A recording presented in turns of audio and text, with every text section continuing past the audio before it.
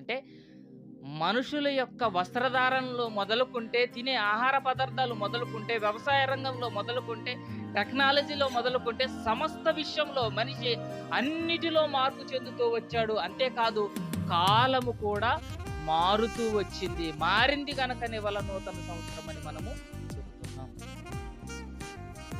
అలా మారిందంటే ఆ నూతన సంవత్సరాన్ని ఎవరిచ్చారంటున్నాము? రాత్రి ఒక మాట మనము చదివాం. కీర్తనల గ్రంథము 65వ అధ్యాయము 11వ వచనం చూడండి. ఊరకనే రాలే ఈ యొక్క సంవత్సరం అనేది.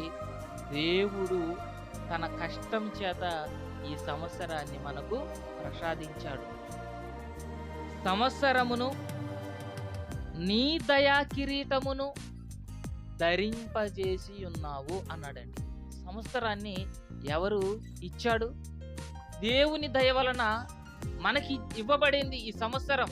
ఎందుకంటే కాలము, సమయము ఆయన యొక్క స్వాధీనంలో ఉంది, దేవుని యొక్క ఆధీనములో ఉంది. నిన్న రాత్రి ఒక మాట చదివాం. ఇదే వాక్య పఠనంలో ఈ మాట చదివిన తర్వాత ఏం చెప్పాడు మనకు? సామెతల గ్రంథంలో 27వ అధ్యాయం 1వ వచనంలో ఏం మాట్లాడాడు? అక్కడ రేపటి దినమును గురించి మీరు అతిశయపడొద్దు, ఏ దినమున ఏది సంభవించునో అది మీకు తెలియదు అన్నాడు. మరి ఏ రోజు ఏం జరగాలో అనేది ఎవరికి తెలుసు?